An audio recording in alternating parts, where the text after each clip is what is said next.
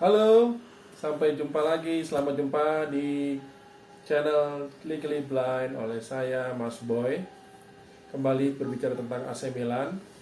Jadi sudah 4 pertandingan yang telah kita lewati dan mohon maaf baru kali ini saya review dan menganalisa pertandingan sebelumnya. Jadi ada 4 pertandingan yang kita analisa dan Milan naik turun ya. Setelah terakhir kali kalah melawan Spezia 2-0 di kandang sendiri ya.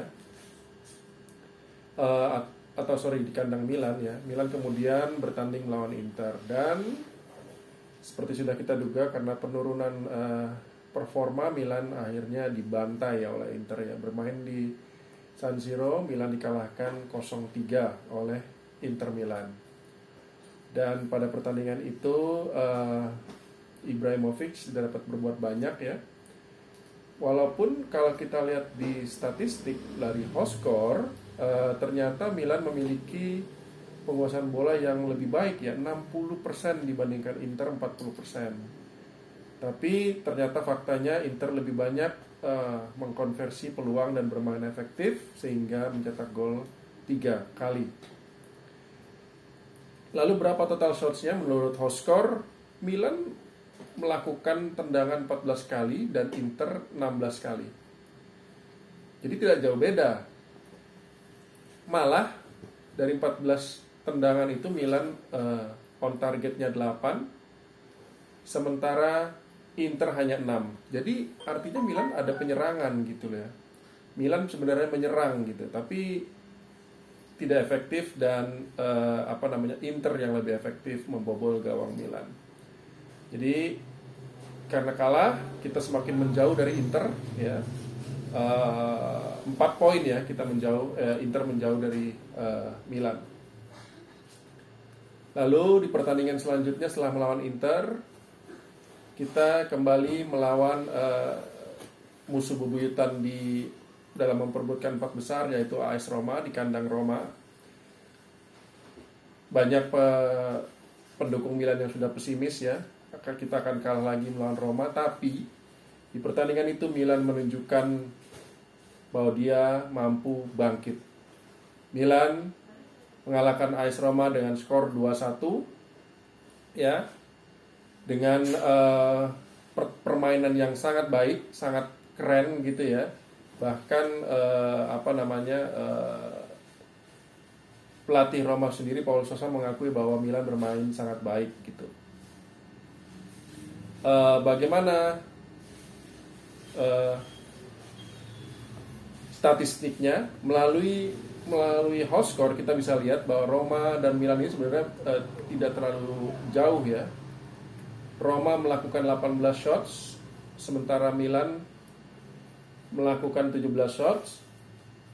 Lalu dari 18 shots Roma itu 8 on target dan Milan dari 17 9 on target ya.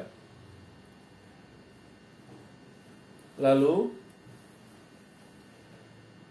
dari sisi penguasaan bola, Roma lebih unggul melalui 54%, Milan hanya 46%. Tapi dari sisi permainan Milan sangat baik ya, mendominasi pertandingan tersebut gitu ya. Bahkan kalau beberapa kali peluang Milan di babak pertama itu berhasil dimentahkan ya oleh kiper Roma, dan bisa saja Milan sudah mencetak 4 atau 5 gol di babak pertama. Jadi ini pertandingan yang baik dan Milan kembali menjaga jarak dengan Inter 4 poin ya, mempertahankan jarak. Lalu pertandingan berikutnya Milan melawan Udinese.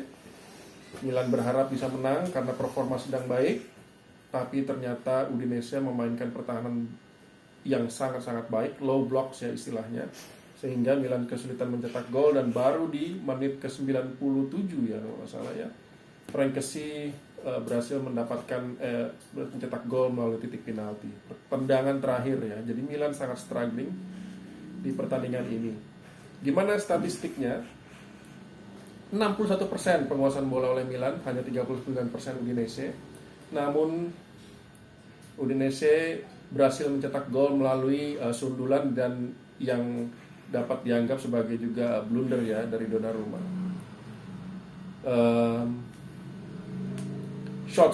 shotsnya Milan ada 12 kali dan 7 on target, ya. Ini sebetulnya banyak ya ternyata ya. Sementara Udinese hanya 5 shots dan 2 on target. Jadi sebenarnya harusnya Milan bisa memenangi pertandingan ini. Dan karena seri, Milan jadi kembali dijauhi oleh Inter ya, selisih 6 poin. Lalu pertandingan yang terakhir di Serie A adalah ketika melawan Verona ya, salah satu penantang kuda hitam ya. Dikala kita pesimis, ternyata Verona Milan mampu memberikan permainan yang sangat baik melawan Verona dan kita menang 2-0. Ya, menang 2-0, dan yang hebatnya lagi adalah ketika melawan Verona kita memainkan hampir sebagian besar ya pemain-pemain cadangan, dan pemain-pemain cadangan itu juga yang mencetak gol ya. Radek Krunic dengan tendangan bebas dan Diogo Dalot ya. 2-0 untuk Milan. Bagaimana statistiknya sebentar? Total shots-nya itu sama, Verona 11 dan Milan 11. Namun on targetnya Verona 1, sementara Milan 3.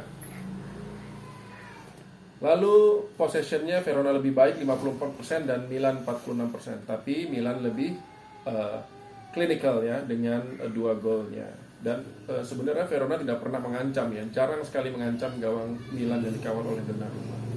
Jadi dengan hasil ini Milan kembali mempertahankan jarak dengan Inter ya. Inter juga terus-terusan menang ya, sehingga jaraknya menjadi 6 poin. Nah,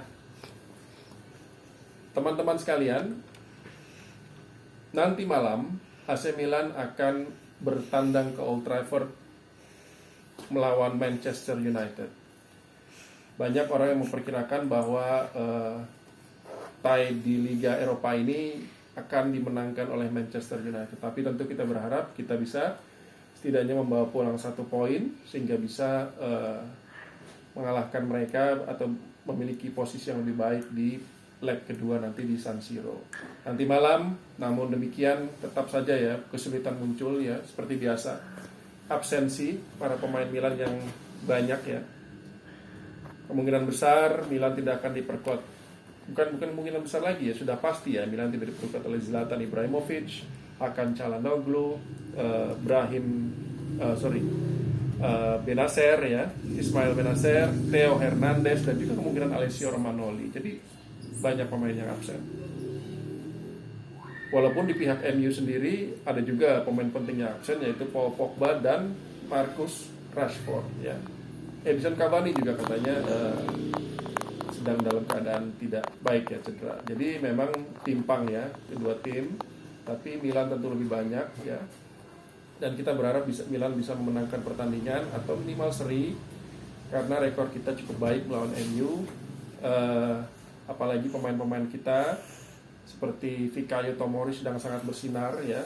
Dia bisa menggantikan peran Alessio Romagnoli dan Simon Kjaer. Jadi mudah-mudahan nanti malam kita bisa memberikan hasil baik.